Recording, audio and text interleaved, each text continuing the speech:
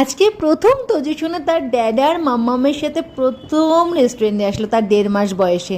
Normally সে বাইরে বেরোলে তার ড্যাডার কোলে থাকতেই পছন্দ করে, তারপরে সিটে বসে পড়ার পরে মানে রেস্টুরেন্টের ভেতরে গিয়ে সিটে বসার পরে কিছুক্ষণ মাম্মামের কোল, তারপরে আবার ড্যাডার কাছে চলে যায়। তো এনিওয়েজ আজকে ও আমাদের সাথে ওর 1.5 মাস বয়সে রেস্টুরেন্ট লাইফটা খুব এনজয় করলো। সত্যি কথা বলতে এক ফোঁটাও ডিস্টার্ব করেনি আর খুব সুন্দরভাবে ছিল। তো আমরা তিনজন মিলে আজকে ভীষণ সুন্দর এনজয় করলাম।